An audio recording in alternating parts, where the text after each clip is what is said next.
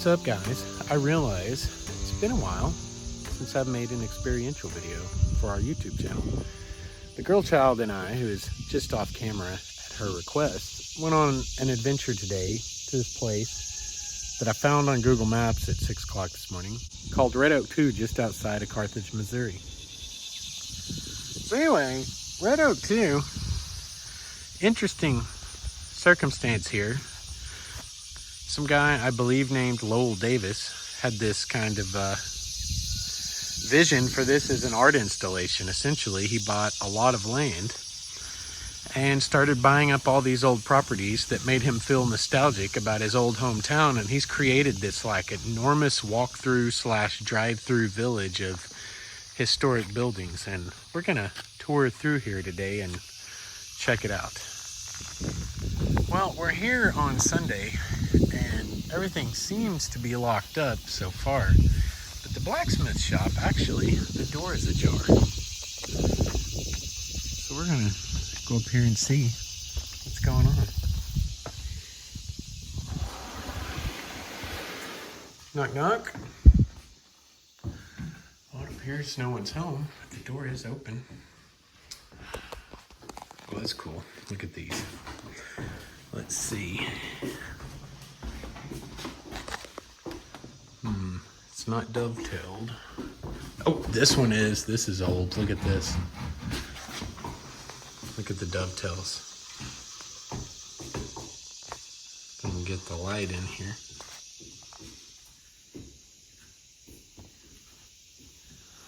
Oh yeah. Very cool. I don't know that that was supposed to be open, but pretty cool in there. I'll check this out. It's kind of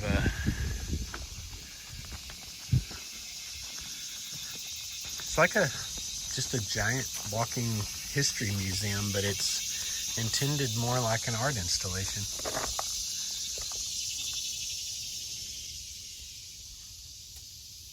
Oh, that's really cool, man.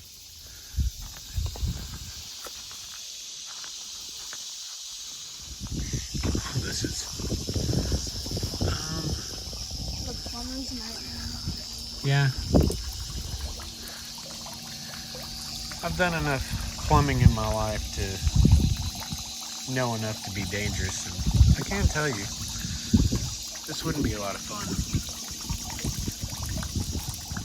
Of course, it's like they say when it comes to plumbing, there's only two things you really need to know: hot's on the left and poop doesn't run uphill. Okay, this is cool.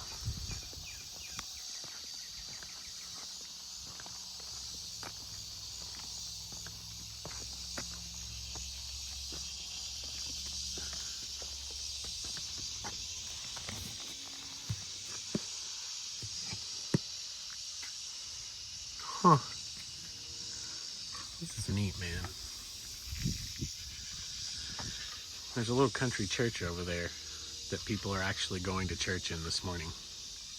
That's fascinating. So this is interesting. This appears to be a functional church. Parsonage. And then right behind me is the church where there are a lot of cars on a Sunday morning.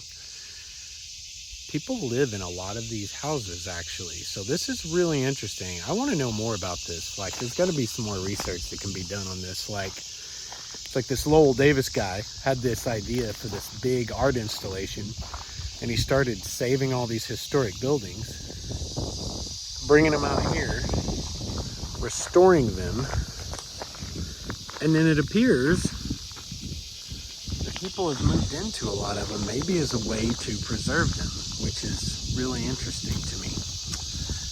Let's see here. Really, it's holding up so well. Well, it's had restoration work, Yeah, but look at the beams. You can tell. Look at the beams. You can tell that they were axe-hewn beams. You can see the axe marks down the side. This log cabin is 180 years old. This is insane. Yeah, look at this. Hand-hewn, not cut in a sawmill. Some of you guys that listen to the podcast may remember when the child and I went to Coffeyville, Kansas, where the Daltons kind of had their last stand trying to rob 2 banks at once. Check this out.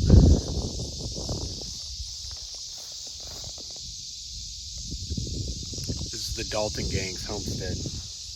Moved here from Veneta, Oklahoma in 1992. Insane.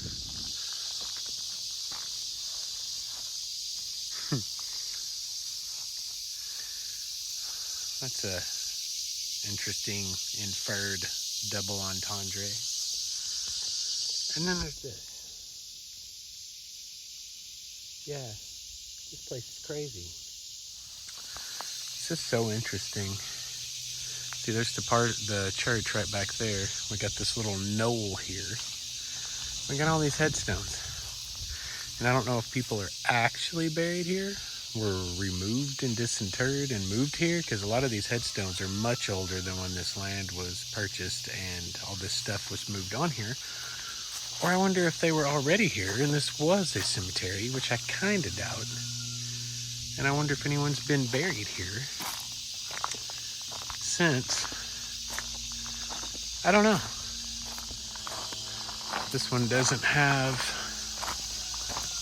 any interpretive signage with it, nor does this little log cabin with it. I'm not sure if it was moved here. This place is fascinating, guys.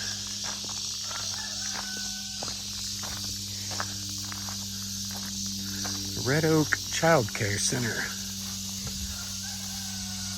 50 cents per hold per hour.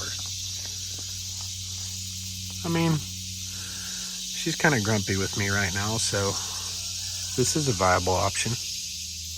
I love this.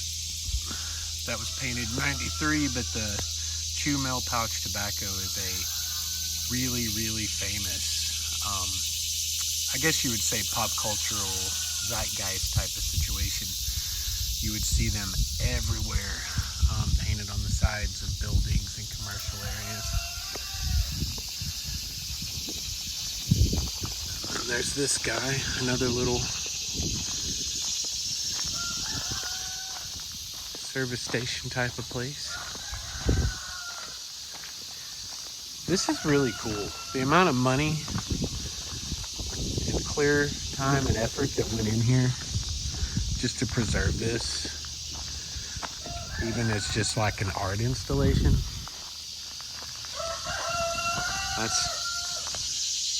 That's really cool. I believe we found chickens. I see the chickens and I just want to hold one. I heard guineas too. Did you hear them? Guineas? What are you talking about? That thing that was making that really crazy noise, that was a guinea. Oh. I don't see that. There were turkeys? Oh, yeah, there's a big fat one right in front of here. It sounds, holy cow. Look at this. Fella? Lady? Fella. Bro. I've never actually seen a turkey. Well, you certainly have now. Look at the beard on this guy. Bro, what's up? I don't think they're super pleased with us. Oh, look there. Dolores, Edna, Clara, Thelma Jean. I like Thelma Jean. That's probably the, yeah. Huh. There's an old dog trot cabin. I don't know if it is actually historic or if it was built for purpose. But, yep, it's got the breezeway, dog trot. And then there's this guy, pretty ornate. Very colorful. Huh. I don't know, man. It's just an interesting little oddity, man. Like little sidetrack kind of adventure. Throw a shout out to my guy, Steve, who's got, I don't know, 250,000 more followers than I do and does the cooler stuff similar to this. But this is just, I mean, best I understand it, literally a guy who looked at this field out here as a blank canvas and created an art installation made out of historic structures to remember a time he considers more nostalgic. This is really cool. Alrighty, well, there you go, guys. Red Oak 2, just outside of Carthage. There's also some stuff to explore in Carthage that has to do with Route 66 and also the Civil War. There was a battle in the Civil War right there in Carthage. This is fascinating. You should get down here and check it out. It's completely free. They have donation boxes around, and this is a really neat piece of private sector funding, you know, preserving something and actually doing it right, putting the money into it to do it right. So if you guys enjoyed this video, please check out the podcast, Wayward Stories Podcast, anywhere you listen to podcasts, and we'll catch you guys next time.